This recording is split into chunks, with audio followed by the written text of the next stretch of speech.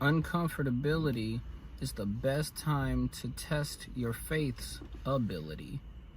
It's in those moments where it's like, man, I'm at a crunch time.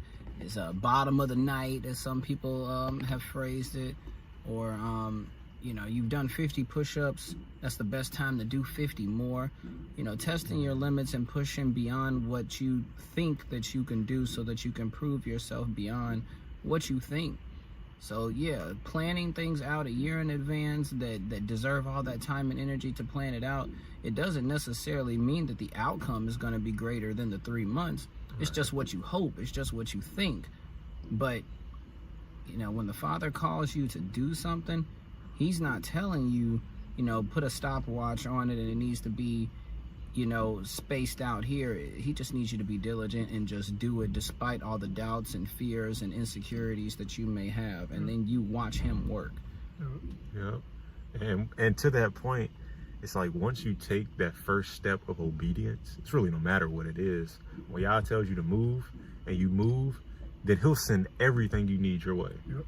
All the people, the resources, the ruach, the wisdom, all of it. It just comes flooding in. It's all you got to, but it's up to you to take that first step of obedience, right?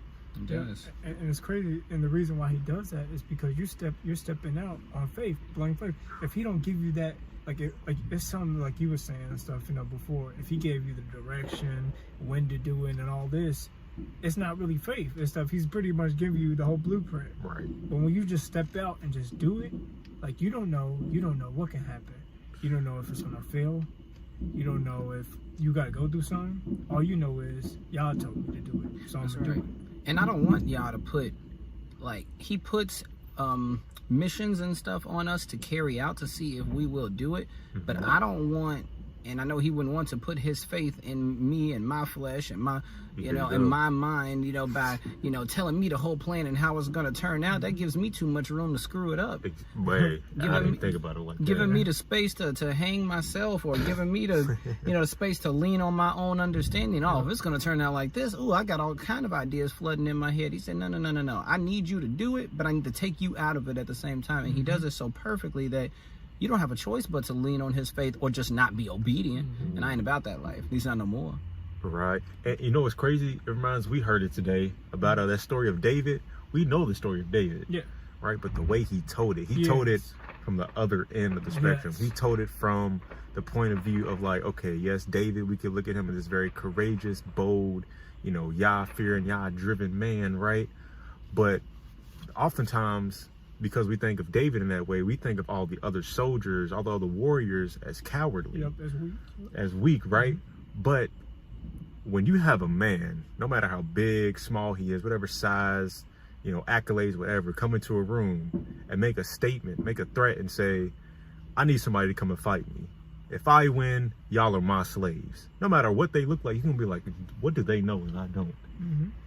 What type of karate, jujitsu, what type of thumb killing techniques do they trap door? Exactly. What type of stuff do they know that I don't? And in that, they be like, man, that's a lot of pressure to be under. One of those warriors being like, man, if I lose, if I die, then everybody's gonna be like, man, he cost us. Yeah. Because of him, we are now in slavery. Yeah, you'll be known, all right. Yeah. You'll be greatly remembered.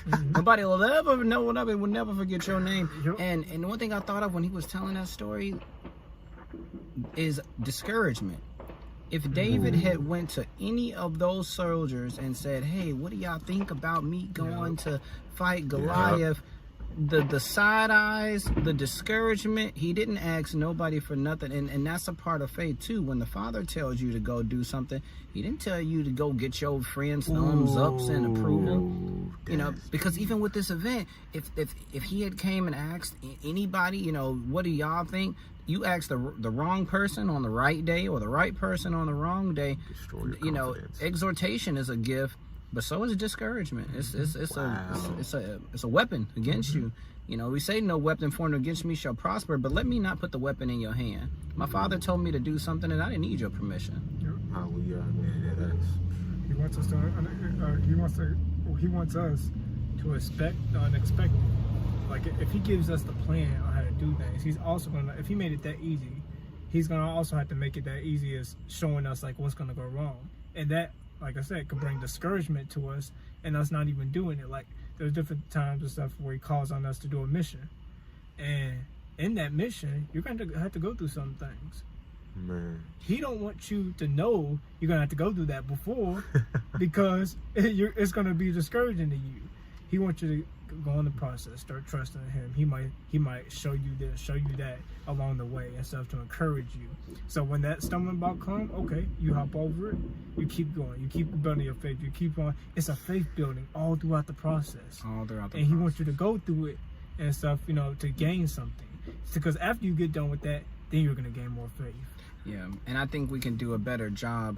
And I always refer to, I think it's Hebrews, either chapter 11 or chapter 12, or even both, 11. Where it consistently tells us to remember what he has done. Now, of course, we read the Bible and we read all the miracles that was performed out in those times, but we literally have miracles right before our eyes, just like this conference this weekend, that popped off in 3 months on a whim with everything working against it, but it came to full fruition. And this is something to be remembered the next time any ounce of doubt attempts to creep into your mind. And we know now to not only exhort what is to come, you know, add the water that you can add the sunlight that you can add, be some shade, be a shade blocker, or be some shade, you know, be there where you can contribute, and if anything, remind whoever it is doing something, do you remember that time when we thought this wasn't going to work out and it did? You know, and we cannot forget those moments. Yeah, and you know what both of y'all just say, you know what story that reminds me of? What? Moses. Oh yeah. For those of you who are watching, if you're not familiar with the story, I highly recommend you go back to Exodus and really read it. And really read it. But you see this story of Yah, our Elohim, you know, also known as God. He called his chosen people out of a land of slavery, Egypt. He performed a bunch of miracles. Okay, but the key in this is that the instruction was to get out, to leave, right? And they was leaving, but when he told them to leave, he didn't tell them what they was walking into. Nope. He didn't let them know up front, okay, I'm gonna have to sit y'all by the Red Sea, make it look like you're about to get killed, then part the Red Sea, then you gotta walk across the sea. Then on the other side, you gotta go through a desert, and then you're gonna sit there for a little minute, you're probably gonna get hungry. He didn't reveal all that to them because, like you said, if he would have told all them that from the jump, they would have just stayed. They would have been like, you know what, it's not worth it. I appreciate you, but I think we'll just stay here, right? Yep. And then the pressure on one man. You know, Moses was one man, and he came to the Father with so many buts, ifs, how come, why me, you know, all of that, just to get started at that first step. And through all those buts and what about me, the Father had to first prove and show himself and build the faith up in Moses, who then had to lead a multitude of people who had greater doubts and fears than he did. And along the way, you know, they're constantly spouting out their doubts, but he had to have enough faith for him and all of them together. And, you know, and I just pray that the next time, you know, there's any type of event or brothers coming together and family coming together to get something done, if but for one person with the faith of a mustard seed don't stay strong for everybody else, it's at least got to be one. It's at least got to start with that one step, because Moses had to stay strong. And then he had his moments where he broke, but look at everything, you know, that he was carrying, you know, all the buts and what ifs, man. Like, hey, you know, I take my hat off to him, but we literally are in a time period where we have the spiritual knowledge and understanding that we do see the miracles that are going on today, and we're not blind to them. Man, I think that's a great point. Be that encourager. Be the encourager. All it takes is one. Be the encourager. Yep. Hey, it's been real, y'all. Appreciate y'all watching.